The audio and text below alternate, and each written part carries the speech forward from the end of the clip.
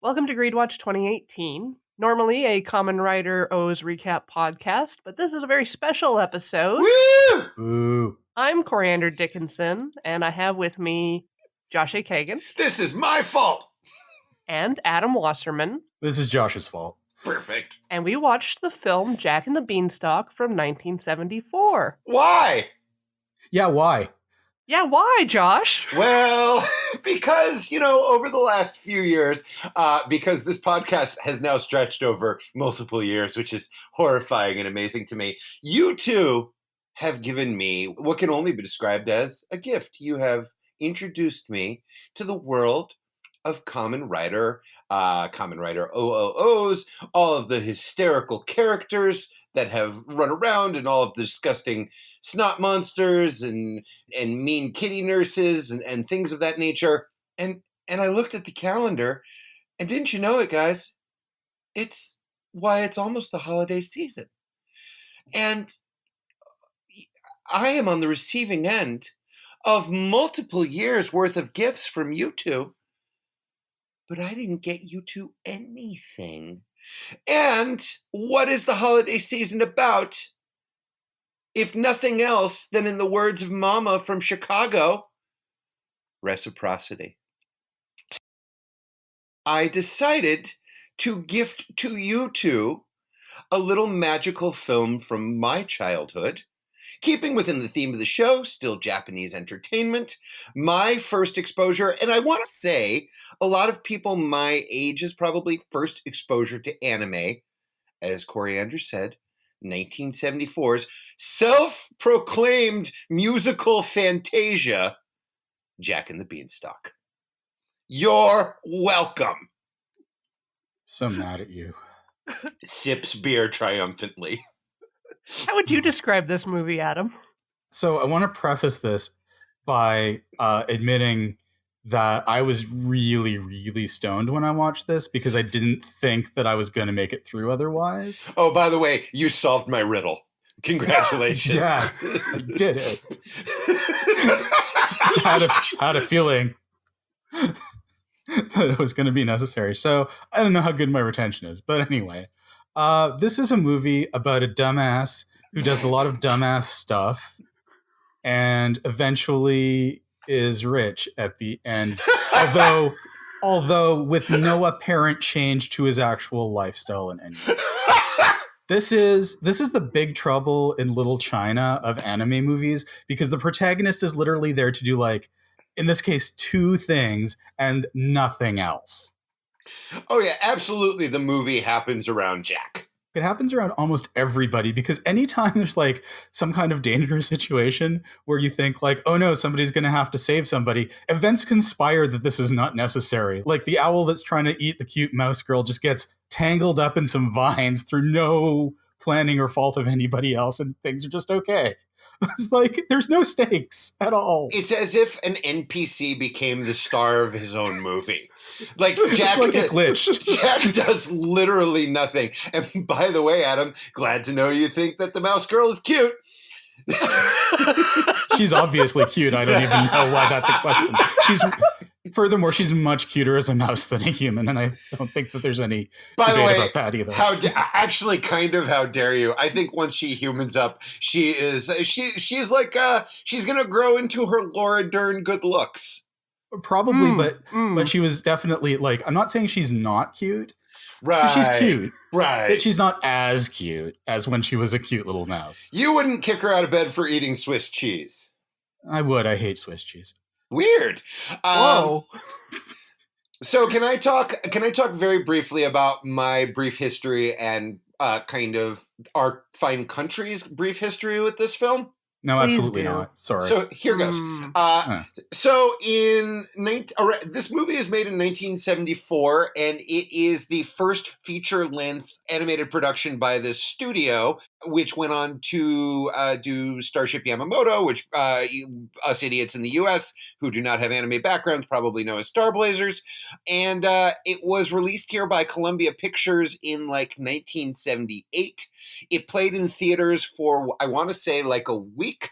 Columbia Pictures released it as a tax write-off more than anything else. And so when it started to actually do okay, they straight up Bialystok and bloomed it. Like they pulled it from theaters. They stuffed so many old ladies. The few reviews that it got while it was in the theaters were definitely not by people who were familiar with Japanese animation or dubbing or anything like that. I believe the guy from the New York Times said something along the lines of, "This is the kind of movie where the grandfather and his grandson sit in stony silence staring at the screen, loathing each other." Yes. I see it early 1980s where it plays very briefly. I have friends who say that it played a lot on HBO. I didn't have it at the time. It popped up in syndication in that weird sort of like nether region on Saturday mornings between like noon when all of the regular normal person cartoons were over and say 2 p.m. when all of the stupid sports started. So I probably saw this all of once or twice. It is then never shown in the United States again, and only was released on DVD, I want to say, within the last decade, perilously briefly, and then whisked off the market again. So as a result, this is one of those weird things, and I feel like people younger than me probably don't experience this as much anymore, not to be okay boomer about this, but I feel like the 1980s was the last time that you could see something once on television and then never see it again and wonder if it, as you got older, like, I wonder if this is a thing that I dreamt. Because not everybody saw this, and so you would really have to, like, no, it was like this real fucked up Jack and the Beanstalk where Jack gets beaten with a broom and everybody's made of paper, and there's like a robot song and a girl who is on Valium. I have very fond memories of, I want to say it was in the mid-90s, me and my friend, my best childhood friend, Dave Melito, who's obsessed with this movie, actually owns the Japanese Laserdisc. Oh. I remember us going through one of the Hartford Library's microfiche systems to just see if we could find an ad for it in like a 1970s edition of the Hartford Current, which we did after hours of time we could have been spending doing feeding the poor or doing anything. But it's now on YouTube. So one of the other reasons why I chose it is, you know what, Kamen Rider, a little hard to find unless you're like on the dark web or have access to Adam's Google folder. So really, actually, very easy. You just don't try. And I'm old. Don't forget that I'm old. You're not that old. And I promise you, my friends won't try either. But you can just go on YouTube and you can find either the dubbed version, which is what I made us all watch so we could experience it the way I experienced as a child, or the dub-titled version. Yes. Which is, I know, both are unfortunate ways to view an anime, unless you don't care, like yours truly. Or you know Japanese. Exactly. That is my spiel. This movie is a nightmare, and I love it. Thank you so much. You're welcome. Corey? Yes, thank you. The only thing I wanted to add is that the movie was so weird that I had to open up Wikipedia during my second viewing because I was just like, what on earth? Why is the dog singing and why is it so weird? And discovered that the director also directed Night on the Galactic Railroad and Life of Kuzco Midori. So a lot of like the Christian imagery makes sense now. Oh, yep. Fascinating. Night on the Galactic Railroad is a story about a cat boy who rides a train and then his friend drowns and he wonders if cat boys can go to the Christian heaven. Oh, so it's basically the prequel to Cats. Yeah. Yeah, it's about the Heaviside Layer. I had to look at the Wikipedia article to find out what the hell that was. I am not familiar with the director's work, but I was just looking at his CV, as we all did, and it is like, it's a greatest hits. So, like, he did a Lupin. I want to say he did like multiple Street Fighter movies, Yep. which I assume do not have as much Christian imagery in them. I don't know about that. But this appears to be it looks like certainly his first full-length feature, and it is a doozy. So we mentioned music, and it is a musical fantasia. Their words, not mine. So this will be one of the few times that I would ask our audience, please, please, please watch some of this with the dubbing, because it seems like whoever rewrote the songs in English did it in about 2 hours on a very heavy deadline, possibly under the influence of every drug known to man.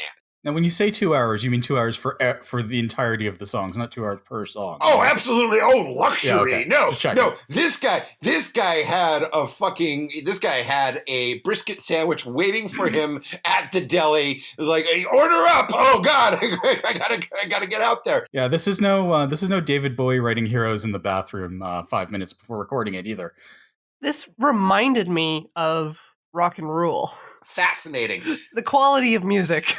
Ah, yes. Well, here's the thing. I actually think the music is really fascinating, covers just about every 70s genre known to humanity. The problem, and also, and I don't think this was an accident, although I would have to see the timing, to satisfy a curiosity, I immediately watched Jesus Christ Superstar after watching this. And I would say 4 or 5 of the songs are directly ripped off from Jesus Christ Superstar. How does the Christian imagery compare, like, between the two? Like, which one would you say has more? I'm gonna go with JCS on this one. Okay, although I will say Jack and the Beanstalk has cuter mice. Okay. The lyrics are crazy. There is so much in this movie that the idea of 7-year-old me or 7-year-old anyone watching this, it is absolutely no shock that Generation X ended up as damaged as it did. That in the Reagan era. This movie is berserk. It's an event that happened to me. It sounds like you make it sound like an appendectomy. It's not. It's not the worst thing that's happened to me in my life. Sure. It's not really the best thing. It's an hour and a half of my life that I spent watching it. Wow. It had its moments, and fortunately they passed, and then it was over. It's so weird because it's not even like bonkers enough that I'm like, oh man, this weird shit. It's like sort of like the middle of the roadest weird shit I've ever seen. I totally understand that, but I also understand your POV as someone who has consumed anime for probably as long as you've been alive.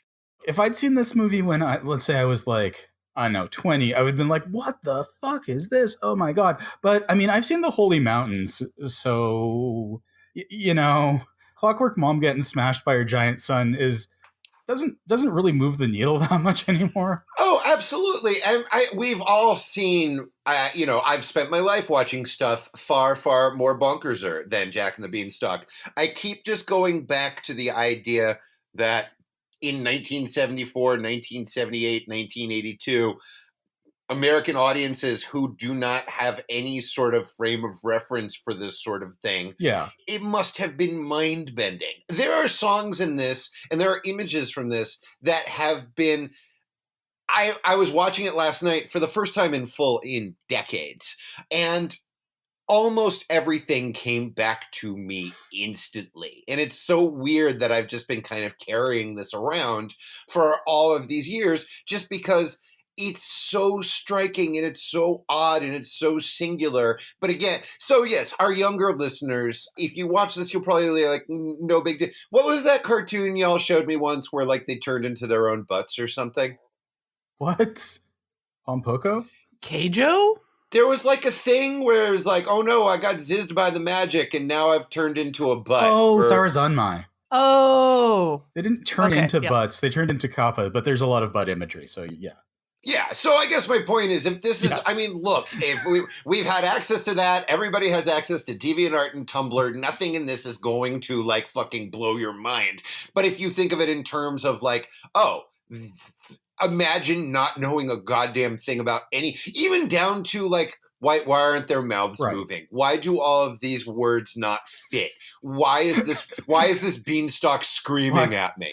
Why do their mouths so, sort of so like scary. match up sometimes for some characters in some instances, and like not even a little bit like other times? And is she singing, or is that song non-diegetic? I don't know. Occasionally her mouth looks like it opens a little bit.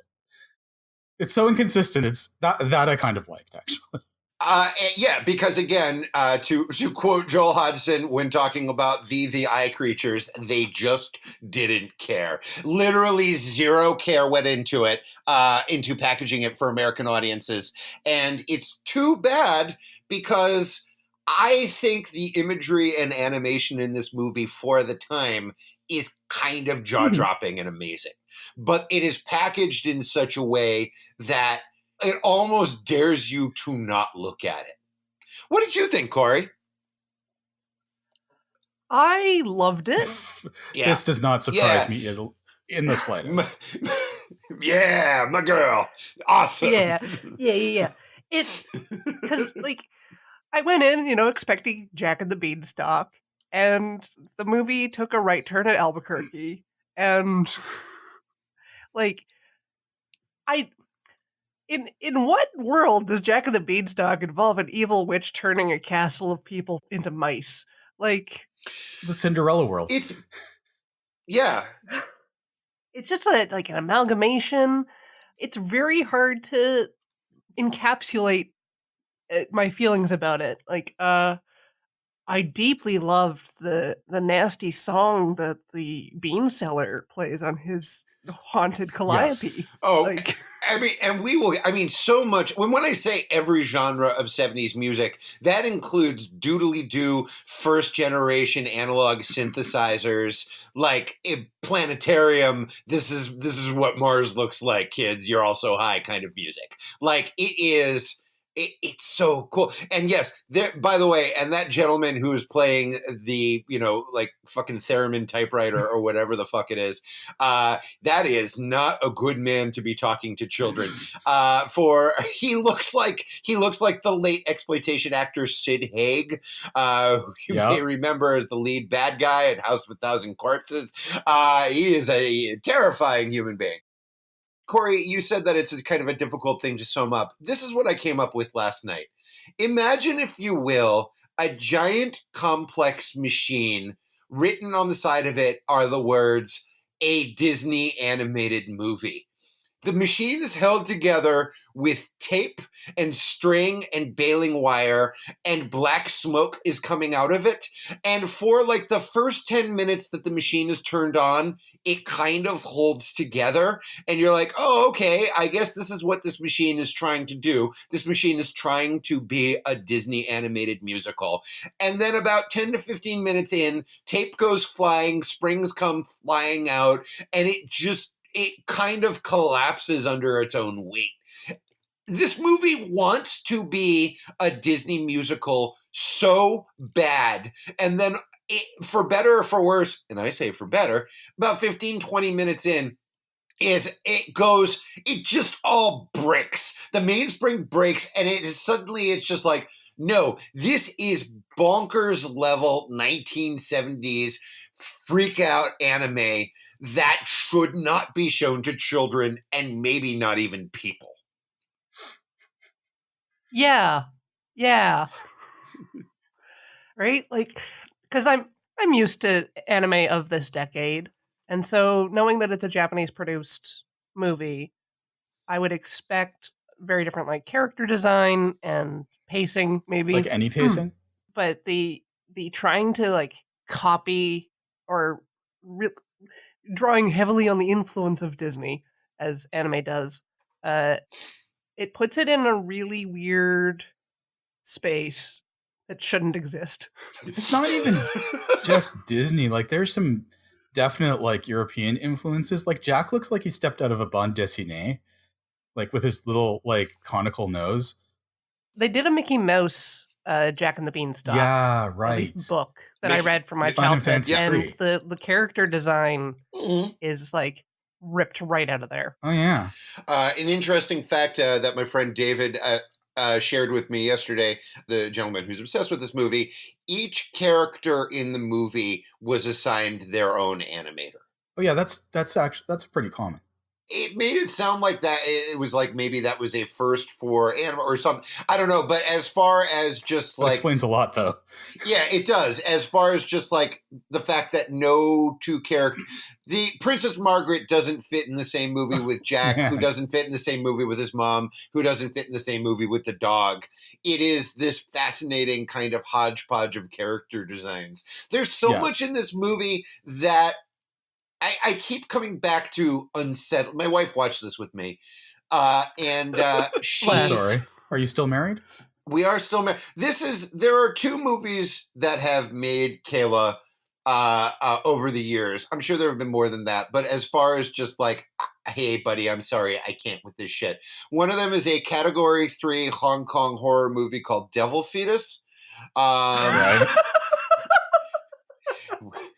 Which we unfortunately saw in the movie theater, so she couldn't go anywhere. And mostly it was like about a wizard in a basement rec room, and it is very long and bad.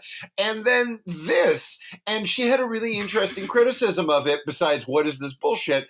She agreed that the animation is actually very cool and the music is very cool. The sound design on this movie, the Foley work, is like audio torture.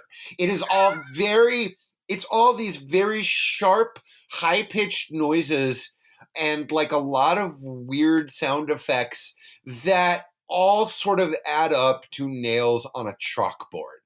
And I don't know how much of that is the fault of the dub and how much of that is a fault of just the original product. Although I will throw to you on this, Corey.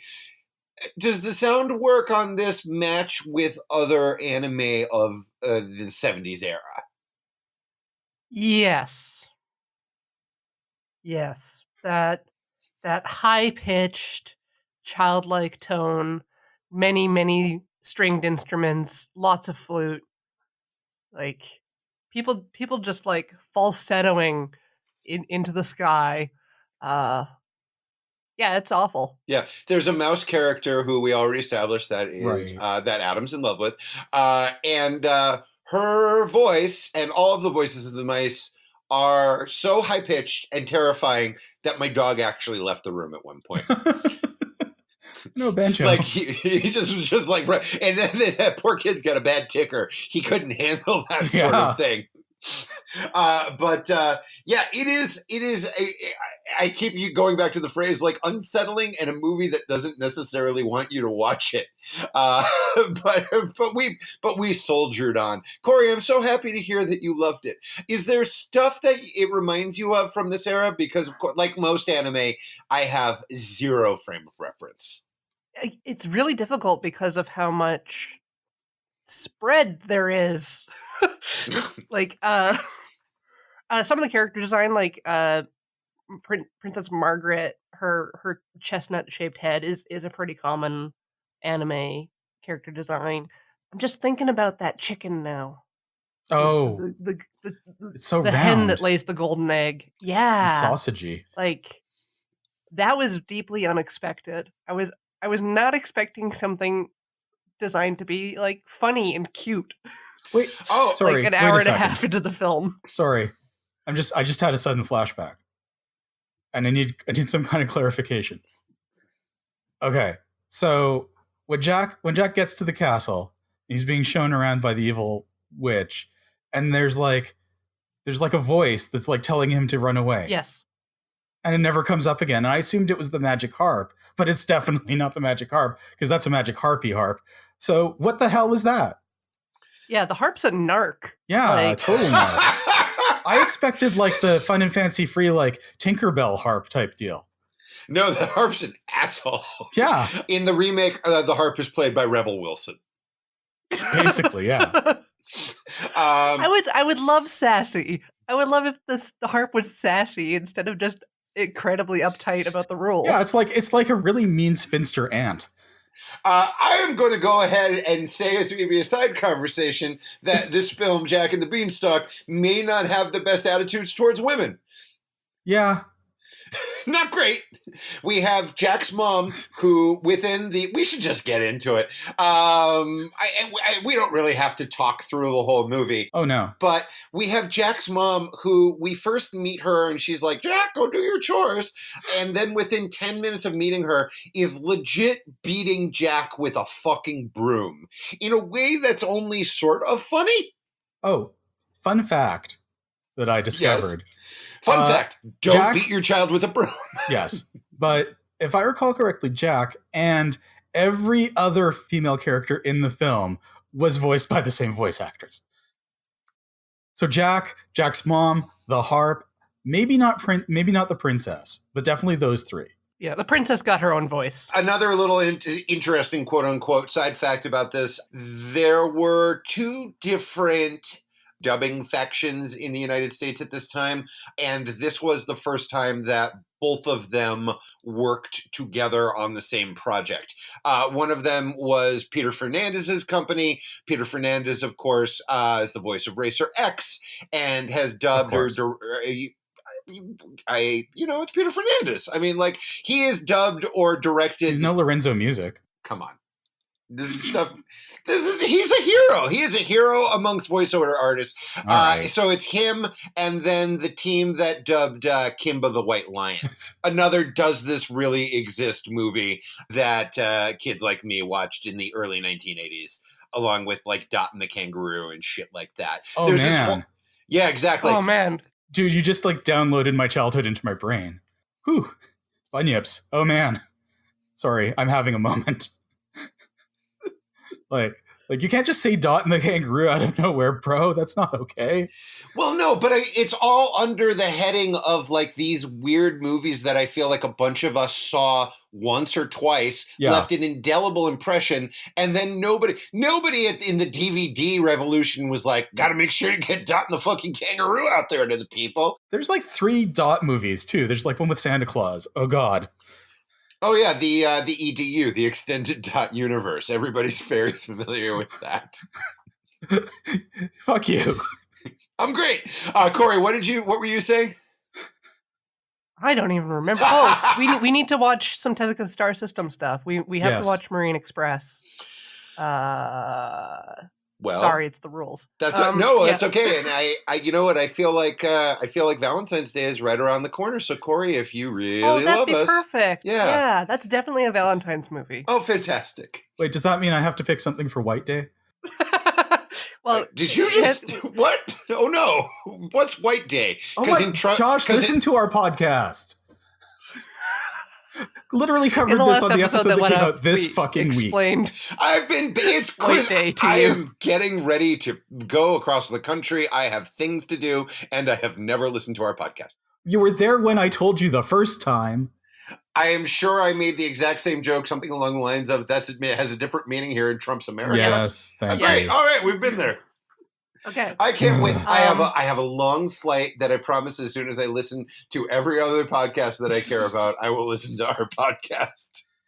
Happy White Day, you two. I hope you all left out your copies of Charlotte's Web and Trumpet of the Swan. Wow. Okay. And Once and Future King. Is that what we're doing? Sure. All right.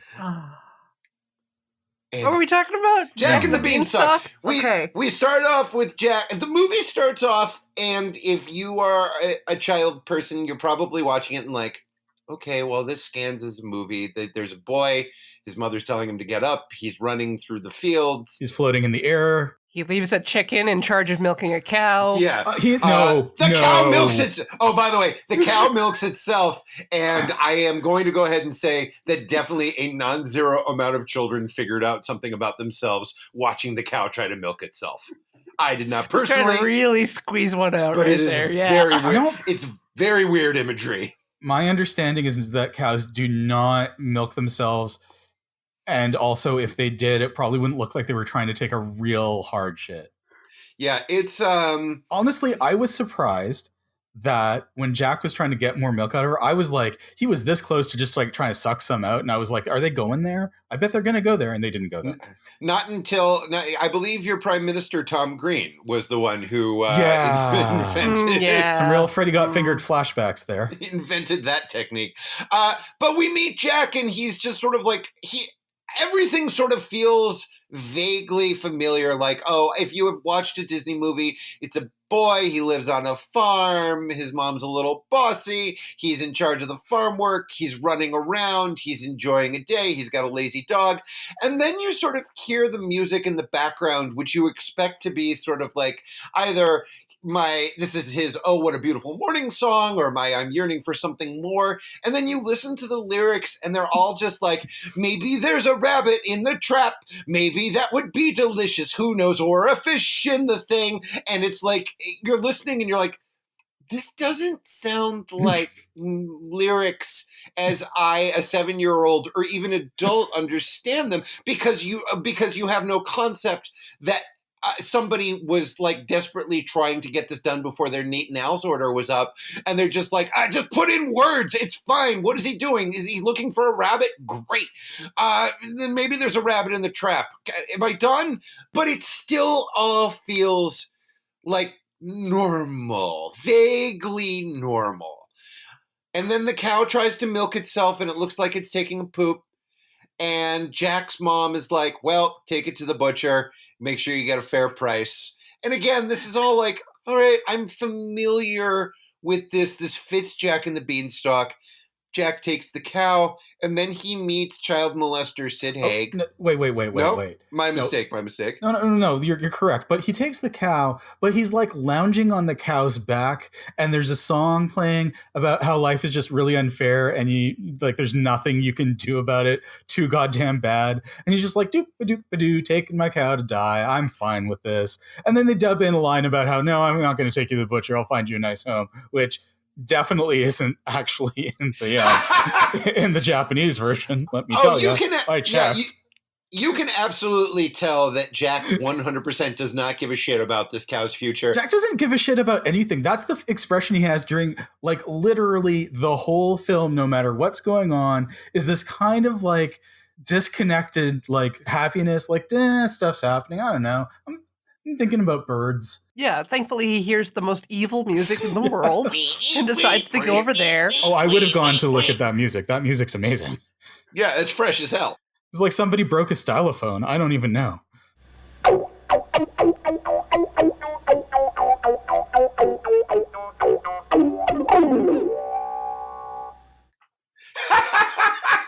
I mean, you get the sense it is electronic instrument 1.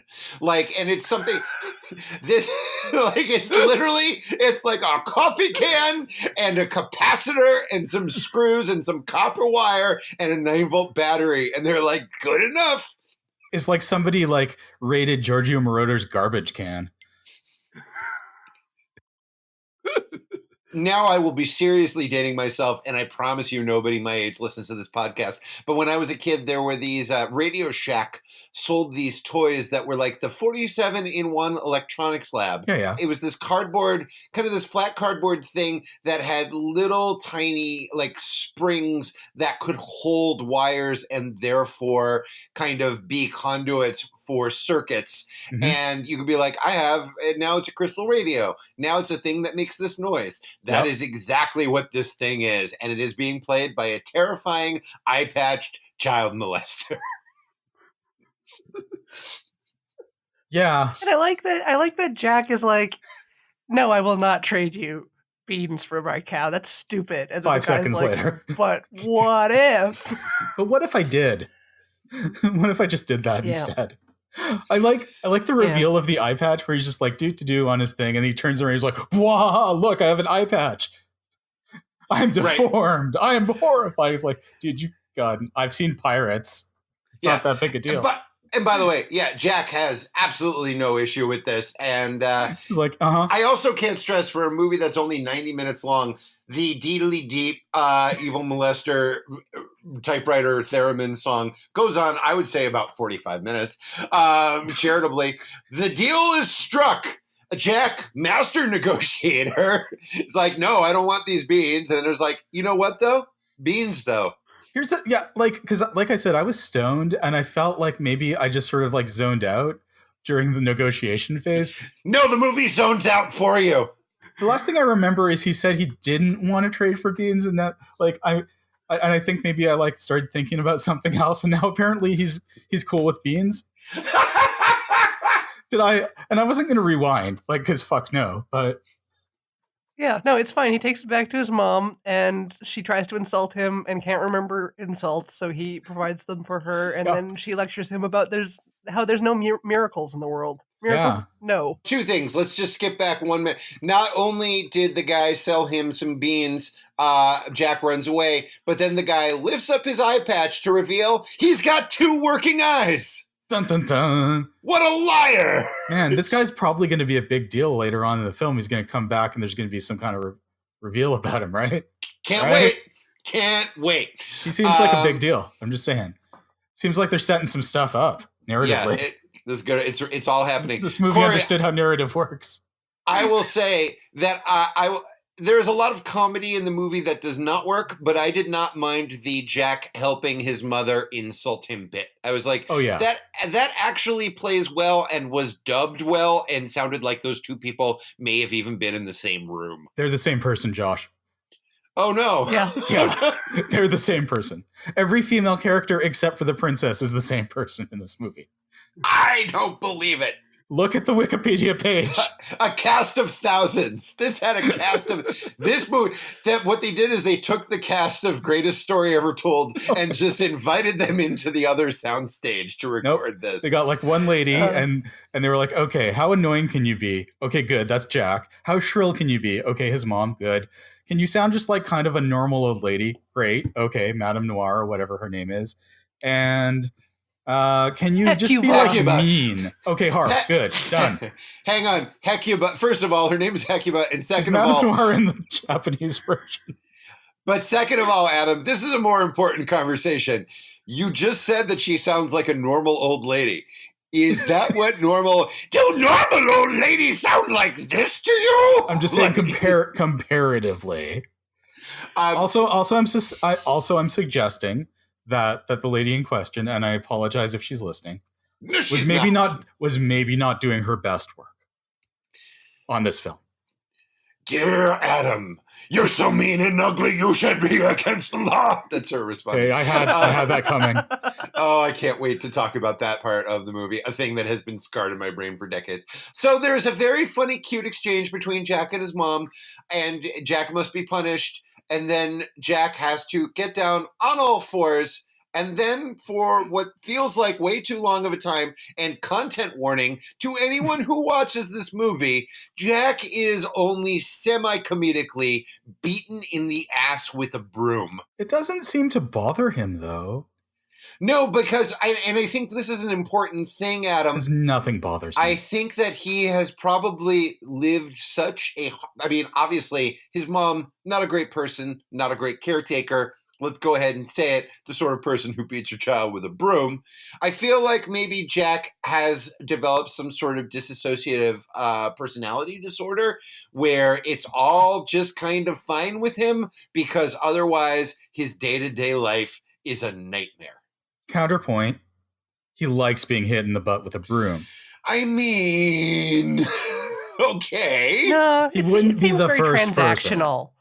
Like, it's very business-like. She's like, get down on the floor. It's a transaction. Like, yeah, okay, let's continue our conversation while I'm hitting you. Beans go out the window. So Jack goes to bed muttering to himself, there's no such thing as miracles, which possibly is the only time that Jack may admit in this movie that maybe things aren't really as great as his perpetually stoned expression and the I'm riding on a cow that's going to be turned into hamburger laissez-faire attitude towards everything. Meanwhile, out in the yard, Crosby, the dog, who is fucking adorable, and probably the best character in this entire movie, is enjoying himself a solid, tasty hunk of nap. Wait, no, Cute Mouse. I forgot about Cute Mouse, second best character. Cute Mouse. I like Cute Mouse, and I cannot lie. The beans. The beans. The beans start to sing a song about how there are miracles. But not! But not! no, the beans are like real conflicted. Corey, can I ask you a favor? And you don't have to do this, but maybe drop in a little of the song. Words can't really describe. Because I'm going to do an impression of it. And everybody all 5 of you who listen to this show are going to be like, oh, first of all, great, Josh is singing again. There's a nightmare. And then 2, obviously, it does not sound like this. This is what this song sounds like.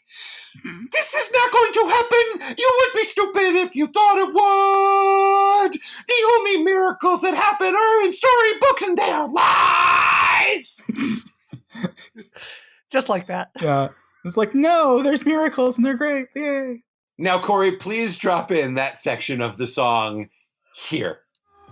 The only miracles are in the storybooks, and they are the magic spell, a secret. To tell it, we're forbidden. Oh, this is very stupid. We'll forget such rubbish if we're one. Keep our secrets well hidden. And we're back. It's exactly like that. Imagine being 7 years old and having a shrill beanstalk yell at you about how there is not magic in the world, while like fucking Akira-style mutation is happening on the screen as this beanstalk, this 100% not at all phallic beanstalk, is stretching up to heaven, mutating as if it had been irradiated. It is crazy. Well, I'm sorry. Not only that, but a la the 60s Spider-Man, there's really only like about, 10 seconds of beanstalk growing footage, and they just show it over and over again during the song. Oh, 100%. But it is, I mean, It's you just want good. to, you're like the dog in that commercial. You want them to roll that beautiful beanstalk footage. Yeah. I don't, Sorry. what are you talking about? But yes. Bush's baked beans with the dog, who's always like, I'm going to get that recipe. And the guy's like, you can't because you're a dog and only humans can know about beans. I'm sorry. Anyways. All right. Well, at least it was bean related. This is not going to happen. You're a jerk God, and stop. I hate Please, you. please, no. Which is what we're all What saying. did I do? What did I do to deserve that? That was the exact moment that Kayla kind of looked up from her laptop and was like, hey, what the fuck is this? Right? Because if you're just hearing stuff in the background, this is the moment where it goes into Brave Little Toaster territory, where it's just like, oh, this is a nightmare. This is a nightmare, and I'm awake. And this is the part where you look at your watch and be like, oh God, this has only been 20 minutes. It feels so long, and I still have another hour and 10 minutes to go. Oh no, I forgot that when I'm stoned, time feels like it takes longer. Why did I do this to myself? The beanstalk is grown, and Adam's little paramouse runs down. Nice. And she is dressed in the sort of traditional Disney princessy pointy hat with a veil and little pink dress, and is being chased by an owl. And Crosby the dog tries to save the mouse. Jack is woken up in the process. Does he try to save her, or does he just look at her? Yes. Crosby is a noble being. He is noble, but I feel like he didn't actually do anything except be like, oh shit, what should I do? Oh, the owl appears to have solved the problem for me. Thank goodness. I think he growls and barks, and I think he's like, hey, quit it. That's about what I expect the dog to do, so okay. Yeah, it's more than Jack does. He just sort of runs out and is like, I'm happy about this too. I'm happy about everything. It's cool that I'm beaten with a broom every day. What a life. What a life. Hey, there's a princess mouse in my pocket. Weird. Oh, I mean, Jack is so disconnected from reality that he's like, oh, hello, little thing. What are you? What's going on? Are you scared? And there's at no point is he like lying on the floor just screaming with blood coming out of his eyes like it's a mouse in human clothing trying to communicate with me. Also, there appears to be a giant beanstalk in my yard. Yeah, none of this. It's all none of this. He just does not. Also, my give dog a shit. walks on its hind legs. Yeah, Right. Fairly frequently, and can climb a beanstalk in very idiosyncratic ways. Yeah, so they climb up the beanstalk. Yeah. Meet the princess of the land of clouds, and the mouse does introductions, and we go on from there. Oh, and the princess maybe sings a song about how great it is to be her. I want to go back just very briefly. When the mouse is first explaining to Crosby what the dealio is, The mouse acts out the entire plot of the movie. Yep. And because I have seen the movie and have recall of the plot, I was like, this is very clever animation to sum up what's going on. It is yet another thing that if you've never seen the movie before, it is 5 minutes of watching a mouse pantomime badly, and it is complete nonsense. It is squeaky, crazy nonsense. Yeah. It's another one of those moments where I felt like maybe I zoned out and I came back and it was still happening. I'm like, I don't know how long this has been going on for. I thought you were done when you made like when you did the ogre thing, and I sort of like started thinking about some other stuff, and it appears to be still happening. Still squeaking. We get up and we meet the exquisitely fantasy world named Princess Margaret, which is like everyone else is like Hecuba and Magical Harp and Golden Goose, and then here's oh, what's up? It's me, Princess Maggie. How are you? How's it going? I live up in the clouds. It's wicked awesome. It's just me. She's not necessarily singing a song about how great she is. She's singing about how the prince will come and take her in his arms. Well, I zoned out after a little while. Look, this is going to be a fairly common theme in my recollections. All I know is that like a song started and I listened to the first part, and then when I came back to my senses, it was over. Here is one of the indelible images that I have carried with me all of my life from watching this. So first of all, Princess Margaret, I would say, is the first character in this movie who, to me, certainly, and I remember that even thinking this as a child, was like, this character doesn't look like any of the other characters that I've seen so far in the movie, and B, doesn't look like any character that I have ever seen in an animated movie, because Princess Margaret is basically drawn in what we kind of now known to be the traditional huge-eyed anime style. Yes. So that's literally ground zero. And then anything else, like if I watch Voltron or Robotech or anything, I would be like, oh, okay, I guess what I saw when I was 7, this is like from the same... This is from the same place. This is the same kind of not animation that I was used to seeing. She has this glazed look in her eyes, and at one point she's talking to Jack. A cloud slowly floats up to her face, and she casually pushes it away. Yep. And it's one of those things... definitely, if you are here's a way to get through this movie, viewers. Think of it in terms of amazing gift sets, and you will be all set. Yes. This is the most... It is shocking to me that this is not the most gift thing in the universe. But yeah, she's sitting on a cloud. A cloud is like, hey, what's up, princess? She's like, no, right now, I'm talking to Jack. She is very laid back. Her eyes are kind of glazed over, and we learn that she is basically on drugs. And she sings a song called No One's Happier Than Me, which outside of, like, say, a Matthew Sweet song, might be the happiest titled song that is still going to make you, like, break down and cry. It is a miserable song sung by a perfectly nice young girl floating around on clouds. It is... The whole movie is sort of weighed down with this unspeakable sadness, which just doesn't jibe with the kind of movie. Like, again, it wants to be a Disney movie. It feels nothing like one, and it is weird. Yeah. But it's a jam. I still will walk around the house. No one's It's like the sad Charlie Brown Christmas music. I don't mind telling you, 'cause I know that it's true. There is no one who's happier than I. So she's going to marry Tulip tomorrow, and she's psyched because he's the handsomest, most beautiful man in the world, and his mother, Hecuba, is the kindest, most terrific woman in the world, and she had some parents once, but a witch killed them, and she doesn't even think about it that much. Right. Oh my God, right. Yeah. So I got a little confused because Margaret refers to Hecuba as mother. Yeah. And then we were like, oh, but Prince Tulip is her son. Are they siblings? Oh man, I didn't even think about it that much. I think she meant it in more of like a mother-in-law, mother kind of way. But yes, there is. That never even occurred to me in all the years that I've watched it. It's such a thing. I feel like whenever we're in old timey times, so any woman over the age of 35, people younger will just say, "Mother, come here." Yes. We're talking about a monarchy here, so really, that sort of thing just isn't that big a deal. The Queen Mother. Yeah. Well, no, I mean marrying your sibling.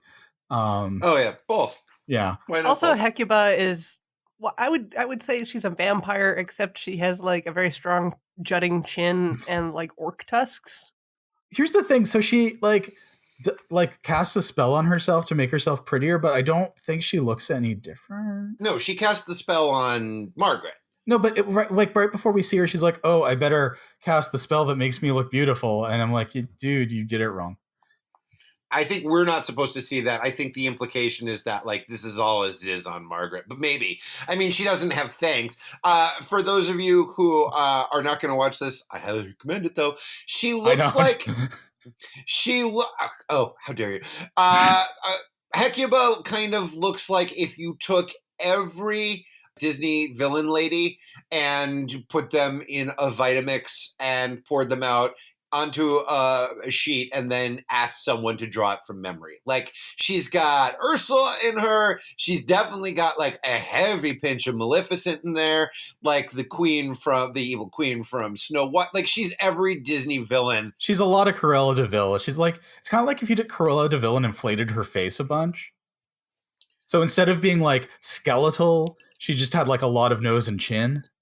And I just picture everybody in the studio looking at each other and going just like Disney? Yeah, just like it. Perfect. We nailed it, you guys. This is fantastic. To go back to your point about how they had different animators for each character and how I said that was normal, I do think that's typical, at least nowadays. But what isn't typical is I don't think usually each of the animators for each character gets to also design the character to their own specifications. I think there's generally a uniformity of character design and then they assign them, which does not appear to have happened in this film. No, everybody was locked in a different section of the basement. And they were like, "Oh shit, well we got to get started. None of this makes sense, but okay, let's just roll." So yeah, Hecuba is really creepily into Jack in that she wants to eat him. Yep. And she hasn't eaten in 20 years. And she doesn't want to share him with Tulip. So she takes him up to the banquet room. This is where we get the voices "Hey, Jack, she sucks ass. Get out of here. This is real terrible. Get out of here. Run away, Jack. Go home." This is going to be real important later, right? This is going to be super important. Yeah, there's definitely a character in the movie doing that. Yeah, absolutely. Yeah. Maybe it was just one of the animators who was like, "Oh God, make it stop." Maybe it's the mice. There's no possible explanation for this. They don't speak. Oh, that's right. The mice can't speak. That's right. Maybe it's the castle. The castle is. Oh, wait, I've got it. What if it's the ghosts of Margaret's parents? Don and Jessica. Also, they all just have the most. That's how the kingdom was so easily taken over because everyone's names were so boring. Hey, is there an implication that Princess Margaret isn't a human because neither Hecuba nor Tulip is holding themselves back from just eating her? Hecuba we will come to find out that Hecuba has put the magic whammies on Princess Margaret to believe that Tulip is beautiful and that she is beautiful and that she needs to marry Tulip. By doing this, Hecuba becomes queen of the Cloud Kingdom, which is where we are, which means very little. She's zizzed all the members of the staff and to turn into mouses. The entire kingdom, which is about 8 dudes. Right. And honestly would just be her and Tulip. So basically what we're talking about is a real estate grab more than anything else. But there seems to be later on we're well, once I become queen of this, then I can turn my army, which I don't have, on all the other kingdoms, which we can't see or don't know about. It's basically this giant power grab, but for what? She's already won. There's nothing stopping her from just putting on a pointy hat. Yeah. Hey, and everybody, if there's one thing we want you to learn from today, There's nothing stopping any of you from putting on a pointy hat. Just live your dreams, my friends. Merry Mhm. Christmas. All right, I'd like to pause briefly. I want to go get another drink. I'm out of bubbly. Okay. All right, I'll get a drink too. I'm going to stay here and entertain our listeners. Okay, I put too much pressure on myself. I don't know what I'm doing. All right. Yeah. Are we all here? Yeah, well, Josh is on the way back, I think. Do. Fart, fart. Is that your theme music?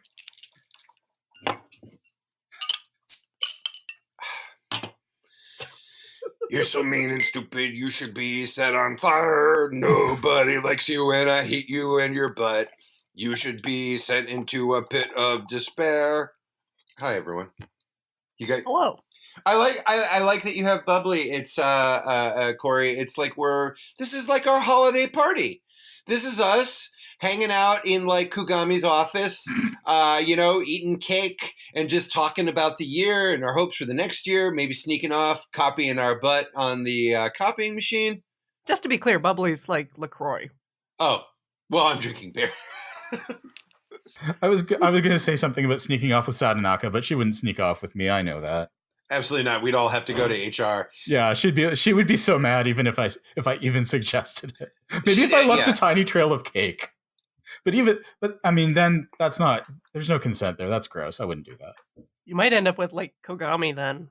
He might be like, whose cakes are these? Or wait, maybe I leave a trail of Odin and then it's Date. Oh. Date might be cool with it. I would absolutely leave a plate of Odin out for Santa Date to come down the chimney. Plate of Odin in a Gorilla can. All right. So, look, Hecuba's real hungry. She hasn't eaten in 20 years. And she just wants, even though I got to say, not a lot of like slow twitch muscle on Jack. Like, I don't find him to be delicious, but like... He's a little scrawny. I guess Hecuba has a better eye for this sort of thing than I do. And who knows, maybe with like a pressure cooker or like, at least extract some good flavor from those young bones, whatever. So she takes him up to the not at all threatening dining room of terror, where a chair grabs Jack. And again, Jack is only like, oh, weird, a chair's grabbing me. Okay, I guess. And then he eats magic Tylenol PM soup. He's like basically shouting about how he doesn't want soup with his mouth wide open, which is not how you don't get soup in your mouth. Oh, also the spoon is magic. Oh yeah, the spoon is magic and just shoves itself. And he's like, oh man, this is some good soup. In all fairness, that soup looked pretty good. It did. Those close-ups, I'm like, oh, that looks like a nice cream soup. I'd eat that. Look. There's some red in there. I don't even know, but it looks tasty. Look, this is a culture that knows their soup. I think we can all agree. Fair. They make goddamn delicious soup. So Jack gets his by the whammy soup. But Tulip is coming, so like Hecuba, with her not wanting to share, is like, I'll just stash him in this pot. It'll be fine. Can we talk about Tulip's character design a little bit? I wanted to say that this is where we get introduced to like one of the themes of the movie, how super ugly Tulip is. Yeah, to pull that back a little further, if you are ugly, you do not deserve to be alive. Granted. Right? Tulip looks like he came out of like circa like 1982 Nelvana special of some kind. Like, nice. Ooh. That's a good pull right there, my friend. He looks like he was designed for like a children's cartoon holiday special. Yes. It's so at odds with everything else in the movie, which is already at odds with itself, but somehow this is more at odds. It's so weird. I always remembered Tulip as being like, oh yeah, Tulip's like big and ugly and stupid. Like, this is what the movie wanted to communicate to us. Watching it again last night for the first time in, I can't stress this enough, literally decades, I was struck by like, oh, actually, he's kind of rocking a very like perfectly okay like early 90s grunge outfit. Like he looks his outfit is very cool. Like there's some dental work and maybe like some circles under the eyes that could benefit from like maybe getting better sleep or a CPAP machine or something. Nice manicure but like, would help a lot. But his outfit is kind of fresh to death. His hair is really good. And like if he's a giant, so if he didn't have to walk hunched over in a castle not designed for a giant, I was actually getting kind of strong Noel Fielding vibes off of him. He's just kind of cute and mod. I do not mind Tulip's look. Yeah. He's super mod. Yeah. Nailed it. I don't mind it. And it's sort of like, and this is the thing that kind of goes throughout the movie, which is Hecuba is terrible. Tulip, kind of a victim of circumstance. I don't know if it's nature or nurture. He's not smart, but I mean, let's not be ableist. I don't know how old he is. It's hard to tell. He could be like 12. I think he's late teens, early 20s. And I think he's ready. Yeah. I think he wants to like maybe go out and see the world. Certainly, I don't think he's crazy about his mother. And maybe she's got him entranced as well. Ooh. Tulip throughout the movie, he acts because he feels like he should for the set of data points that he's been given throughout his life.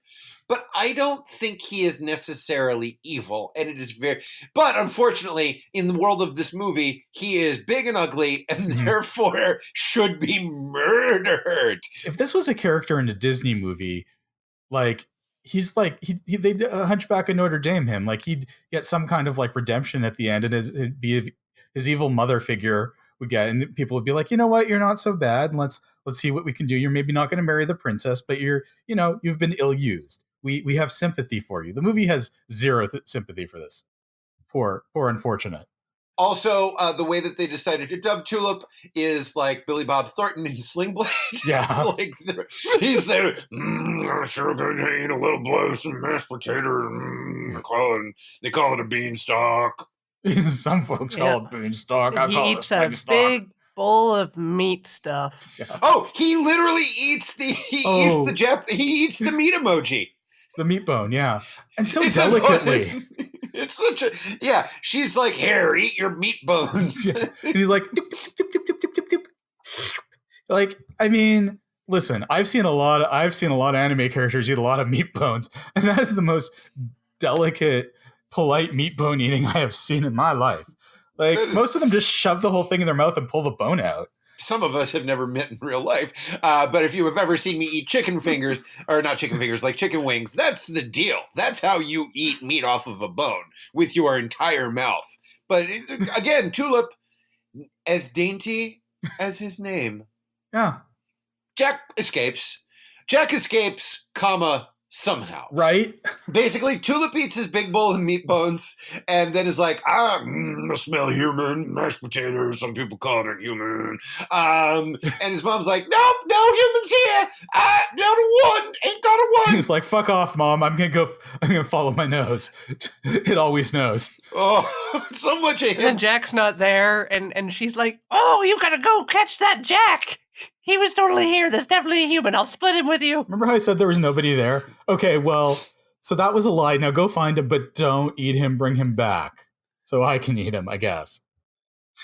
It is never explained to us, A, how Jack woke up from the trance, B, how he escaped. But in the next scene, Crosby is doing a lot of Scooby-Doo style, snooping around doors, being extra sneaky. It's him and the mice, and Jack has completely recovered from his Tylenol PM soup.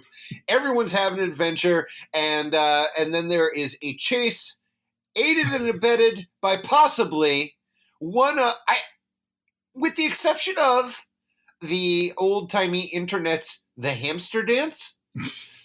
This is possibly the most insidious, catchy, and horrifying song sung by animated rodents.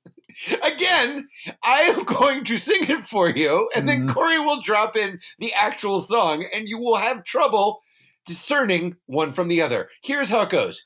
Doop, doop, doop, doo, doo, doo, doo, doo, doo, doo, doo, doo, doo, do do do do, running through tunnels, do do do do do do do do, climbing a ladder, do do do do do do do do. That for 45 fucking minutes. Like, you think somehow your TV has skipped a groove and it's just going to show that forever, and you will only hear that music for the rest of your life. Corey, drop it here.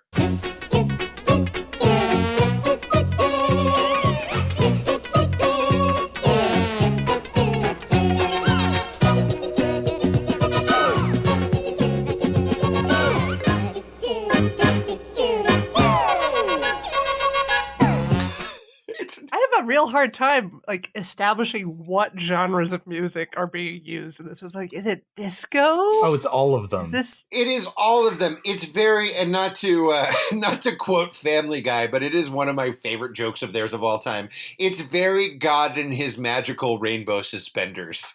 Like, it's just it's just sort of this weird lump.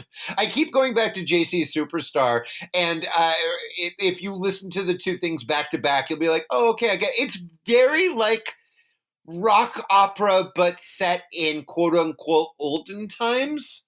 But yeah, every genre of basically they looked at a list of all of the genres of 1970s music and went, okay, so what here is the most annoying? Let's narrow that down to the top 10. All right, so like spacey Carpenters style music, perfect. Planetarium music, got it. Disco, sure. Heavy metal, bulge rock, absolutely. But then there's the doot doot doot song, which is just, I guess maybe it's only sort of analog would be Whistle Stop from Robin Hood, maybe? Which does bring you back to the hamster dance anyway. Yeah. Mm-hmm. Oh, yeah. No, you're absolutely right. And so they use the same 5 cells of animation and just turn them upside down and left and right to make it look like they're getting somewhere, digging through dirt that by all means should not exist in this world because it's made of clouds. But why complain now? They escape. There's a certain amount of tulip bashing through walls too, and I'm like literally surprised this castle has survived as long as it has. if this is a common occurrence. Is this when our heroes all end up in Scrooge McDuck land? Yeah. Yes. Okay. Welcome to Scrooge McDuck land. Big piles of treasure, just miscellaneous objects. And Jack just basically like loses his shit. There's the magic harp. It sees Jack, and it's all like, oh no, Tulip! And the mice grab the strings and strangle it. It's very evocative. Jack, first of all, tries to like run game on the harp and is like, he sort of turns into like a Southern lawyer. He's like, I'm just a simple backwards country boy. I don't know anything about this land of the clouds, you see, but it seems like there's some this axe. It seems like there's some awful funny things happening around here. And oh, by the way, we forgot to mention this. One of the runners in this movie is that everybody really wants to tell Jack that he smells like shit. Oh, yeah. And in fact, the first conversation that he and Princess Quaalude have, he's like, hey, I'm Jack. I'm terrible. I'm beaten with a broom, but I don't care. My cow's dead. I'm in the clouds. I don't care about shit. And Princess Quaalude is like, you smell of pigs and chickens and cows. Why is that? And he's like, because I roll in shit. And the harp is, again, the same, like, you smelly person, you work of the land, and boo! And then is strangled by mice. But Jack is like, I'm just a simple, smelly country boy. And you seem very bright. I sure do hope that you could tell me what's going on here in this land of clouds. And the harp is basically like, all right, here's the deal. I'm going to tell you because I always tell the truth, and I've given up on narking on you, for reasons. Hecuba has put a spell on Princess Quaalude that during the day she is entranced and thinks Hecuba is beautiful and wonderful and did not kill her parents, and that Tulip is handsome and amazing, and that they're going to be married. The spell is lifted at night, but it doesn't matter because she's asleep. Oh man, that's going to be real important. I bet that's like there's going to be some clever plot point where Jack wakes the princess up in the night and she's like, "Oh my god, what's going on?" And they escape together because she remembers at that point. Oh, that's some good info. That's some super intel. I love that the spell is soup fumes. Like, there's just a bowl of soup with lots of vapors, and Hecuba's just, like, rubbing it on Margaret's eyes. Is it supposed to be makeup? I think it's like powders or something. Yeah. Although now I like the idea that she is like the soup witch. Like had Hecuba lived, she could have set up like a great little food stall somewhere. All of her spells are soup-based. So if I understand correctly from the film, the spell wears off overnight, which normally would imply that maybe it was cast, in the morning. But apparently it's cast shortly before she goes to bed, and then I guess takes like 8 or 9 hours to really take hold. I think that's the reason why, quote unquote, the reason why Jack can't wake her up, because obviously she is like entranced to just be in this weird dreamless sleep. Now, when you say Jack can't wake her up, that would imply that Jack at any point tries to wake her up, which does Adam, not happen. Adam, he looks at her while she's asleep. Over the last few years, I feel like I have had a very open-minded attitude towards all of the bullshit of your little fucking Micronaut show. And I am getting a lot of pushback from an important part of my childhood that I shared with you, but also Jack is terrible. Anyway. I'm not really sure what to take away from that. Jack's in the treasure room and Tulip arrives and summons to him a golden chicken. Majestic, lay. Flappy. It tells it, lay. And it poops out a very dense orb, like ovoid thud. It's a golden egg. The chicken, it is beautifully designed. I love that chicken. It's like a sausage. I can't stress this enough. I almost would recommend that you watch this movie with the volume turned very lower down and just play like Dark Side of the Moon or some shit, because the visuals are great. The hen poops out the golden egg. It falls with a very satisfying thud into the coins. It has weight and density. This was a thing. This movie was a thing that was made with care. Aspects, at least, of it were made with care. Other things were like character motivation and script. But like at its heart, it looks kind of wonderful. And this scene, I think, is one of the better looking scenes in the movie. Mm-hmm. Mm-hmm. The Tulip then looks at a little snake or lizard or something. Something in his desk. He has a little chest of drawers that he keeps his precious stuff in, I guess. And I caught this in the Japanese when I was sort of skipping. Kayla, I don't want to say that she was like, you can't watch this again in Japanese, but she was like, I am going to go in the other room and close the door. And I was like, I'm going to try and zip through this as quickly as possible. In this scene where he's rifling through his drawers of treasures, he's humming to himself, "No One's Happier Than Me," which I found to be very cute. I don't know if that's in the American version, but it is definitely in the original Japanese version. So he pulls out a lizard and just looks at it, puts it back in a drawer, and then pulls out an action figure of his own mother. Well, what a kind gift for his mother to have given him. It's got a wind-up key on the back. It plays music. This song, which I think I've been humming and zazzing throughout the episode and probably in the background, this is not only one of my favorite songs in the musical, it is one of my favorite things in the world. Corey, play as much of it as we can get away with without losing any audience members right now. You're just a lazy, good-for-nothing lump of blah. You look like something someone left out in the rain. You're so mean and ugly, you should be against the law. You're a monster, you're just a pain. hairy, sloppy, floppy, you're an awful shock. That old face of yours would stop a clock. Any sort of clock. I wouldn't kiss that ugly mug of yours. No one would. If she could. You make me, yeah, sick, sick, sick, sick, sick. I thought you were worried about copyright, and I was like, I don't think that's the problem. Oh, it's absolutely not. Just Tulip's like laying on his belly, feet kicked up. Real pinup-y. Like flirty. It's real. It's real. Like, listen, like I'm just listening to some Bobby Vinton records and talking to Madge on the Princess phone. I was just like, maybe he doesn't understand like what she's saying, but then he starts getting mad. Just like, why are you doing this to yourself, buddy? It's real like 5 Minutes Hate or whatever from 1984.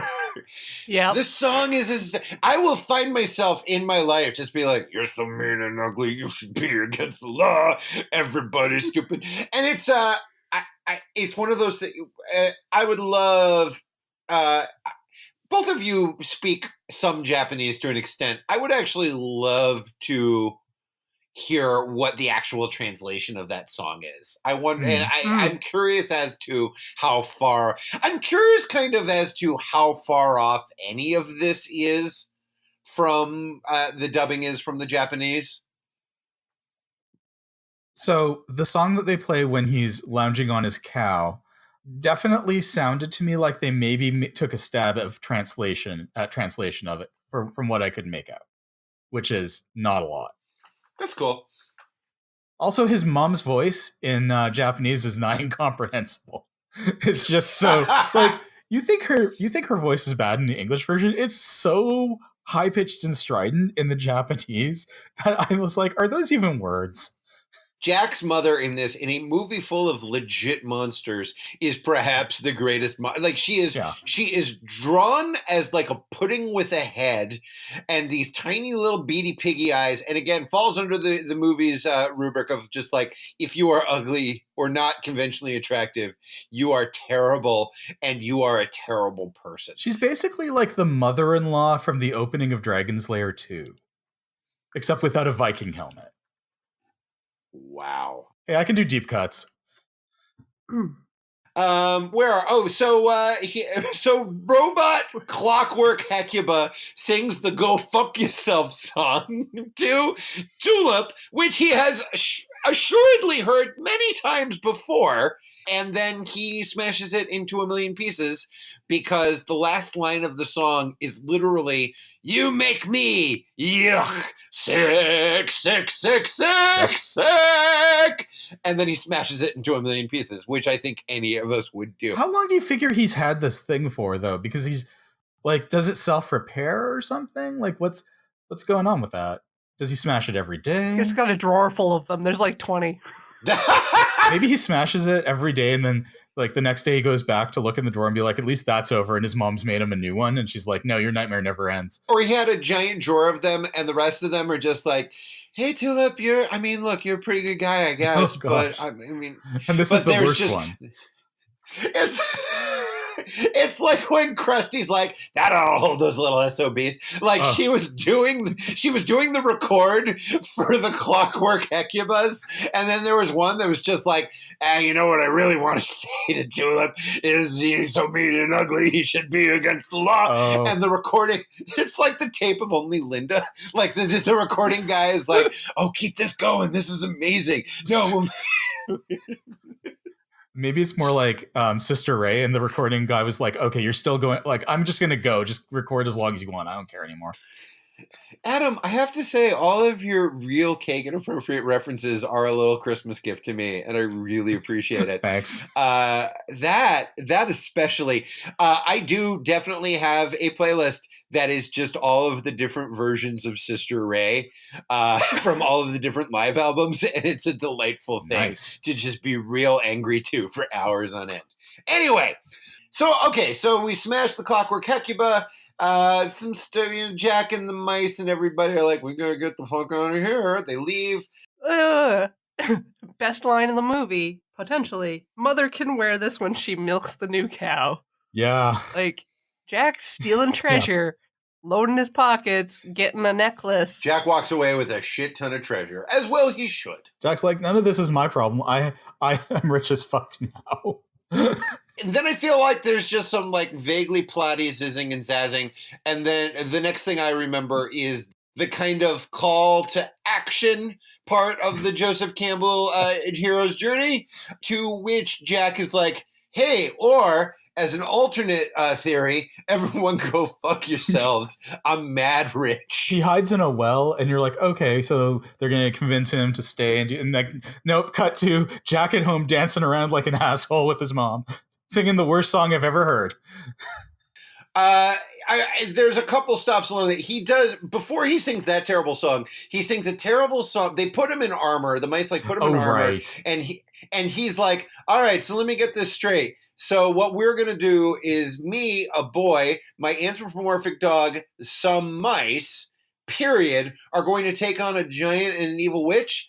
Dun dun dun dun dun. Go fuck yourselves. I'm just a farmer boy. In some armor that is too heavy for me to move around in. And he sings over like some weird Thelonious Monk outtake. Like, there is some hot motherfucking jazz in this movie that has nothing to do with the medley, the melody that Jack is singing. And he's just like, I'm a farmer boy. I'm going to fuck off and be rich. And meanwhile, the music is like the trolley is going somewhere on Mr. Rogers' Neighborhood. Mm-hmm. It's really not that I'm afraid. To fight is not my trade. I milk the cows and the goats, and I give them their oats. There's no way that I can use my cattle in battle. This job is not for me, not for farmer boy.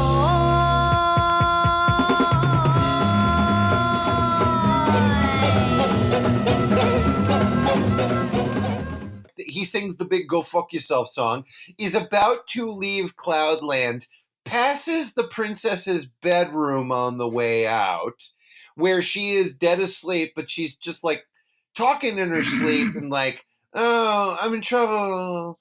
Mom, Dad, oh no, you're dead. Jack, hey, Jack, I hope you don't like run away with a big sack of chicken. Please help me. And Jack's like, wow, that's really sad. That's my name. Yeah. Oh, I think there's a scene of Tulip walking away for like 500 years. Yes. Like when he's hiding in the thing, and Tulip's like, all right, I guess I'll leave. And they just like, it's like Ed Wood made this movie, and he's like, well, I should animate the whole thing. Tulip, your master's on the other side. You want to go through the door. You're not that sad. You know, in real life, Tulip would take that long to walk away. It'd be a real problem for him on a daily basis. I'm so happy right now. So Jack's back home. He and his mother sing the worst song in the world. We're so fucking rich. Suck it, the proletariat. We're bougie as fuck now. Ba-da-ba-ba-ba gold. Let's light every candle in the house. So suddenly we're rich as anything. We are flying higher than a kite. Richer than a king, we can have a fling. Things are gonna be alright. It's so bad that it moves his dog to try to counteract it with the saddest possible song about, I don't know, the moon or something. Oh, moon, riding so high, we must agree,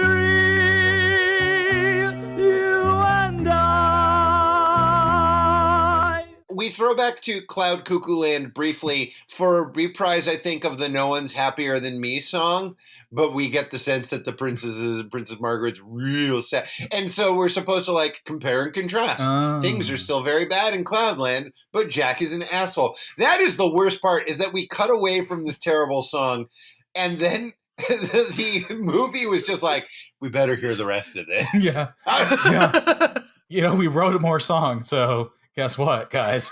Crosby's disgusted by all of this, goes outside, and for a brief 3 minutes achieves sentience, sings a haunting song. And again, as like a little, it was sort of the same thing as like that weird bait and switch with Atreyu's horse in Neverending Story, which is like, oh, this is awesome. My man's got, he's got a talking horse. Well, they're going to get into all kinds of scrapes in this movie. This is fantastic. Oh, no! Or like Mary Poppins' parrot umbrella. And at the end of the movie, it's like, wait, that shit could talk? I feel so. It's like Crosby for 3 minutes can sing in a beautiful, haunting voice, and Jack comes running out and is like the rest. He's like all of us. He's like, Crosby, you can like talk and do things. This is great. We're gonna have adventures with you. And Crosby's like, nope, guess not. I shot my load, guys. That's it.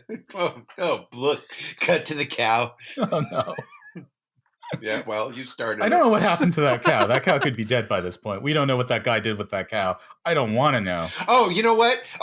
Probably happened with the cow? Good. Probably he started a synthesizer band, and the cow is now. Oh, God. The cow is now playing the moo. I hate you so much. She's got wraparound shades. I love me so much. Merry Christmas, everybody! Merry Christmas, Bedford Falls. It's Moog. It doesn't matter at this point. It's Moog over matter. We're almost there. Yeah. We're almost there, everybody. Are we? I promise we're going to be talking about your precious Micronauts and cakes next week. But for now, is Micronauts the closest you can get? I just like saying Micronauts. Yeah, okay, fair. They were so cool. Hey, if we were, it's too bad we're not watching Gavan, because then you could make a Rom Space Night joke. It is. Crosby convinces Jack to go back up the Beanstalk and interrupt a wedding Yep. between Margaret and Tulip. Hey, who's at this wedding, you guys? Who's in attendance? Oh, everybody. There's everybody. so many people. All the at cool this people. wedding. If as a child your mind has not been broken already, Hecuba is getting ready for the wedding by putting paper cutouts in all of the pews and in front where the minister would be. And they are all haunting. They come to life as like, you know, those like arm waving inflatable guys in front of like used car places. That's kind of what they are, except with these. They're like a cross between those and the bad robots from the old video game Berserk. It's like all of a sudden it's a Unico movie. It's either her singing this song or it's like the weird paper minister singing this song. It's the minister. Yes. Yeah. And he's like, you're here to have a wedding. Are you happy? It's your wish to be married now, am I right? Are you happy? Please say you're in love. Nobody says anything. Okay, great. Now you say it. It's terrifying. It is legitimately terrifying. Not a thing for children. So you might be picturing this weird paper minister as having, you know, a mouth that's like a horizontal line of some kind. That is incorrect. It is like a plus sign that opens like corner to corner, like I don't know, a starfish mouth or something. It's a crucifix. It's the cross. It's awful. His mouth is the cross. Please don't. You know, I say this every week, but I mean it. Don't listen to Adam. Oh, come Please. on. Please go. Just look at it with your eyes. Yeah. Please go. Just on, imagine Honeywood. a paper man with an octopus mouth, and you're good. The very existence of us talking about this and saying this is on YouTube might get it pulled off of YouTube. So please, for the love of God, watch this while you can. This scene is astonishing. Jack Dustin Hoffman's at the end of The Graduates. He jumps in through a window. He's like, Elaine! Mrs. Bouvier! Oh, did we say what the cure to the magic spell is? Oh, right. Consensual kissing. Oh, right, because there was a whole stupid harp scene again. Bravery's I kiss. forgot about that. And he puts a gag on the harp, which is just like I don't know, a scarf. Yeah. Again, it's the giant Disney movie machine held together with duct tape that keeps just like blowing gaskets and shit. It's like, I don't know, a kiss? So I guess what this means is that a 7-year-old kisses a 17-year-old? There's some oh god. There's some real Anakin Padme sort of electricity force in that first terrible prequel because they are definitely not the same age. You know what? Yeah, except you have to reverse the genders on that because Padme's definitely like, yeah, you're a little kid, like that's so cute. Whereas in this movie, Jack's like, what's going on? And Princess Margaret's like, oh my goodness, Jack, you're so great. He's like, I'm 7 and I'm not ready for these Unless feelings. Jack is 17, it's impossible. I feel like this is weird. I feel like when my mom hits me with the broom. Anyway. Yeah, no, the heart specifically is like, no, if someone brave and courageous, and Jack's like, I don't know if that's really me though. Maybe Crosby. Like me. Crosby, we're going to put some peanut butter on her lips and we're going to get this done. It's like, well, I mean, I'm kind of scared of kissing her, so that might rule me out right away. His lips are like the size of her fucking eyes, so I don't know, man. I'm not going to lie, folks, there are some scale and tone issues here. But Jack crosses his fingers and prays to be brave, kisses her full on the lips, and her eyes go from like blue and glossy to brown and glossy, which means that the spell has been lifted. She's like, hey everyone, I feel great. I feel like I'm dancing on I feel, oh God, where are my parents? You killed my parents. Like there's a lot that this girl has to come to terms with very quickly. Yep. So maybe that's why she's focusing on her so-called savior. Maybe that's just the easiest thing to deal with right now. Is that like someone 10 years younger than her just saved her life. And you want to talk about the underpants? Tulip's all like mad and Hecuba's mad and Tulip looks like he's going to smash both of them, but then he goes and stomps on his mom instead. Is this where Hecuba is murdered? I think. And then it turns out she's Clockwork too. And I'm like, oh, okay, I guess. Of all of the things you set up in this movie that are not paid off, the thing we should have been paying attention to is that maybe Hecuba's a robot. But before all of that, there is a moment in like a cave or some shit where Jack is like, hey, I got to tell you, all of this feels real weird and I'm sorry I kissed. He actually apologizes for kissing her without her consent. And she's like, water under the bridge. And I don't even know what the fuck message that's sending. Oh, and he apologizes for stealing her treasure. And she's like, meh, it's cool. You did a good job. You can keep it. Also, they have so much treasure, they won't even notice. Normally, I'd be very cross about this, but we can just consider it your reward, even though you haven't technically saved me yet, because there is still a witch and a monster trying to kill us, and we are hiding in a ditch. Now I think Hecuba is like, hey, you stupid fucking giant idiot, go get him. You suck. I hate you. Bonk, bonk. Mouse-brained simpleton.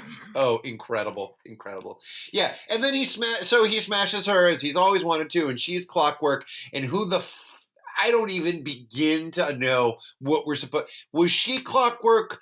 Did her spirit disappear and Hecuba is going to like come back in the sequel we're never going to get? Oh, like all that black smoke that like, you're like, oh, this is okay. Now it's getting full anime. She's been released from her earthly prison and shit's going to go down. She's going to turn to like a fucking dragon or something. And it's like, nope, just smoke into the sky. And then the clouds part and there's a stupid happy song and everything's good, I guess. Oh no, that black smoke just means they picked a new Hecuba. Hey, hey, Dickface, got a riddle for you. No. Wait, what? Which one of us are you talking to? I hope it's Adam. I think she's not talking to me. Yeah, well, I've known Corey a long time, and this would be the first time she's called me Dickface. So Jack tries to make Tulip very angry by posing the worst riddles imagiable. Hey, dumbass, why are you so dumb? 'Cause you're a dummy, dumbass. There's a brief period where, like, you get that kind of almost that whiz number, brand new day, where everybody's like, we're people again, and blah, blah, blah. And then everybody goes at the same time, like, oh, right, there's still a giant angry monster to contend with. We're only halfway there.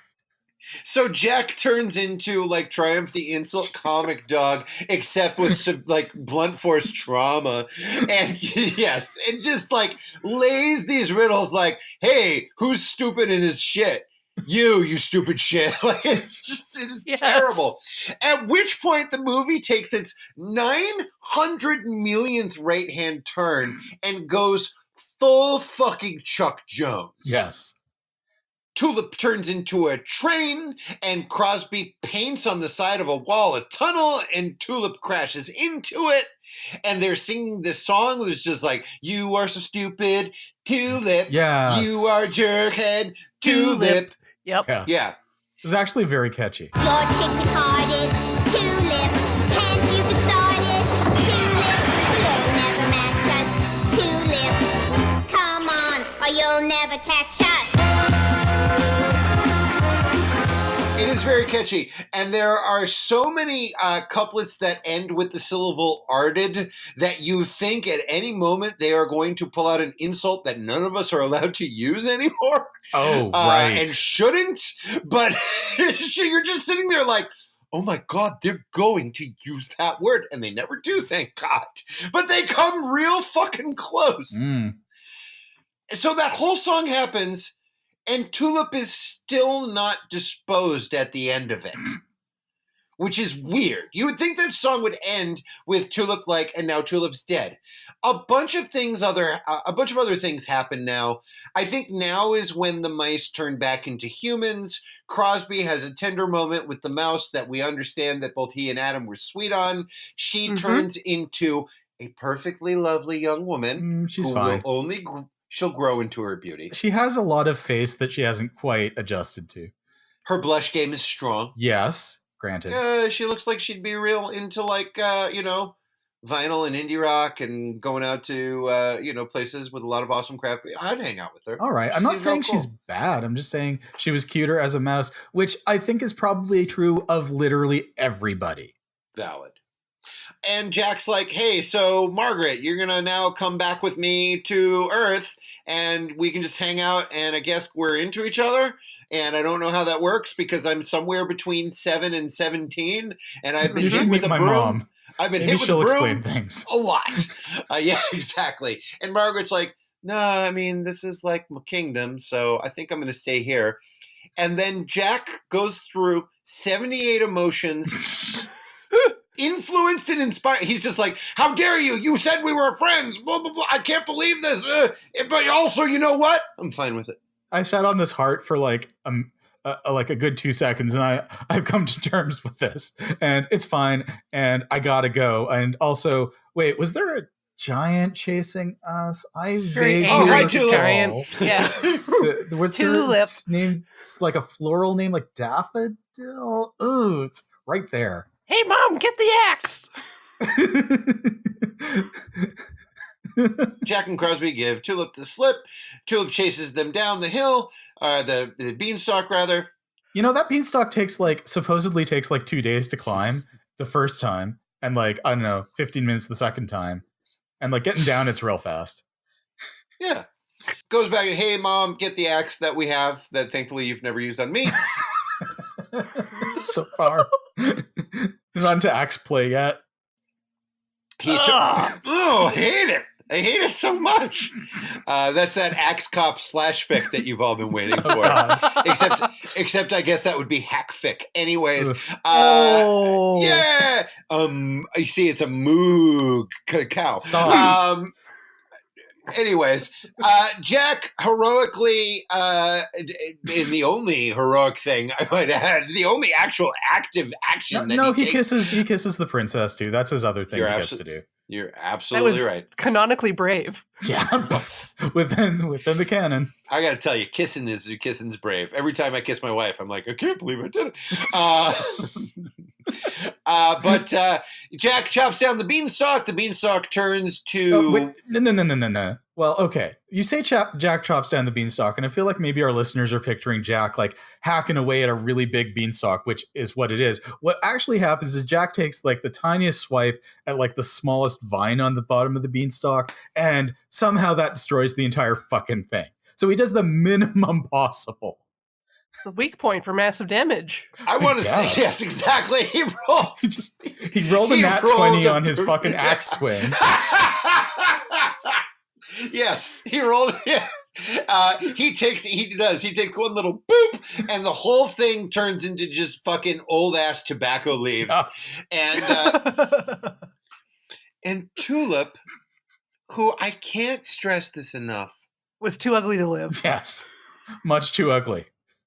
Was working under the influence of his legal guardian, who steered him wrong his entire life, was very obviously upset because even though he was in the wrong, he was just sort of under his mother's influence. Tulip Falls. There's also a question. We want to talk about like the size of the beanstalk is somewhat indeterminate. Yes. The distance Tulip is between Cloudland and the cold hard Earth, also very indeterminate, because it seems like Tulip's like maybe 6 feet away from just grabbing Jack and eating him like a meat emoji. Jack chops the beanstalk, and then Tulip falls 1,000,000,000 miles. It's like he's in the upper stratosphere at this point. It really is. It's like he fucking attempted re-entry. Yeah, I'm surprised he didn't catch on fire. That's the only bit. I'm sure somebody at the studio was like, well, we haven't catch on fire. And that was the point where the director was like, too much. No, that wouldn't be realistic. This is naturalistic film. Tulip falls to what can only be assumed to be his terrible, bone-shattering death. Epilogue. Nothing has changed. Literally nothing. Jack still has to get up and do all the shit. It's like, guys, do you know what money is and how you use it? Just curious. Oh yeah, no, this is when you get a lot of money, what you do is you light every candle in the house and then you sing the worst song known to man. And then you just get up the next morning and you hit your kid with a broom. And I guess you go into town and buy some actual food. And you're like, all right, but we still need water. Go get water. There's no food for you. Jerk in the beanstalk. Incredible. Yeah, take that. Take that movie. And then there's a really nice moment that I think is ruined by the dubbing, and I didn't think to check the Japanese version. Jack is like running out to do his chores, and Crosby is just kind of sitting on a little hill staring up at the clouds. And Jack's like, "What's wrong, boy?" And then Jack just stares at the clouds as well. And then his mouth doesn't move, but there's a thing on the track that's just like, yes, I miss them too. But there's this split second where you imagine it almost being this beautiful. There are moments of beauty in this movie. We've had a lot of fun with it, but I think there are actually like really gripping moments. And this is one of them where the two of them are just sharing this unspoken kind of like looking at the clouds and both of them thinking like, yeah, I guess all of that happened, and we made a bunch of friends, and we're never going to see them again. And it is the closest I think this movie gets to an actual emotion that's not terror or annoyance. And then it is immediately broken where Jack's like, "Well, I got to run around and fart or whatever," and then he just and then he just runs off to just check the trap for rabbits or whatever the fuck. Oh no, you know what? They're subsisting on giant meat for a while, probably. Oh, I don't think Tulip landed anywhere near. Like, he landed in the forest. The extended universe version of this movie is the story of the guy who is just minding his own business. And a giant fell on him? Right, it's like the beginning of Magnolia. No, it'd be the bean seller. What? Oh, yeah. Yeah. Bean seller would get squished. Oh, yeah. That would at least have tied things together, and then the cow escapes and goes home. That would have almost worked. I think at its core, this movie is about managing expectations. You mean the expectation of the viewer? That's one of them. Okay.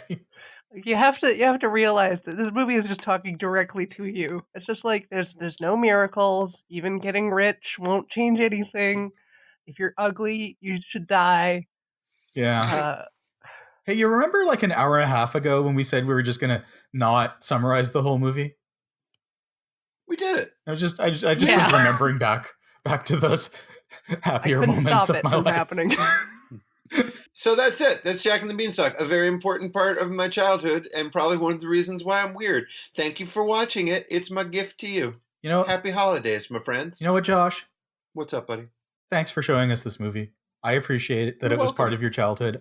I also have things that I'm like, did that really happen, that I've revisited later and like, all right, cool. So good on you. And maybe the next holiday comes around. Maybe we can share. You can share one of those with us. Yeah, I'll make you watch Le Bête. Don't look it up. Okay, I won't. We did it. Final thoughts, everyone. Pretty great, right? It's probably the greatest movie Definitely. you've ever I hate seen. it. I hate that I've wonderful. watched Yeah, this, it's up and I there. hate that I will remember it for my entire life, and I hate that I spent 2 hours Oh. talking about it. Oh, Merry man, Christmas. I feel so much better about getting through these last 20 episodes of whatever the fuck. Whatever show you're watching. I'm gonna enjoy going back through the whole movie and picking up the songs to Oh God. place in this Poor podcast. Corey. Yep, it's great. Wait. Hey, wait, were there people we wanted to thank in real time because this is an episode that we have not banked? Didn't we want to say nice things about people who have done fan art and stuff? Oh yeah. Well, I mean, we did, but that episode isn't coming out for like two months at least. Yeah, So sure. Yeah. Thank you to Paranundrox for the cool sketches and art, and all of our other listeners who have sent in words of support and kindness. And the actual human beings that Corey, did you meet them at PAX or some sort of thing? Like, weren't you at like a con and people were like, hey, I acknowledge that you have a podcast? Yeah, I've met people at conventions, PAX West, PAX Unplugged, and while I was at Desert Bus, people were asking questions about it. So thank you. Happy holidays to everyone who listens to this, if you celebrate them, and if you don't, happy December. God bless us, everyone. Happy thanks for listening to our podcast. Yeah. Yeah. We'll be back next week on our usual bullshit. Happy holidays, everyone. I'm Josh Kagan. You can find me at Josh A. Kagan on Instagram.com. I'm Adam Wasserman. You can find me on Twitter and Instagram at Gold Sarcasm. And I'm Coriander Dickinson. You can find me on Twitter at Absolar. Bye. Bye. Happy thing. Da da da da da da da da. Bum bum.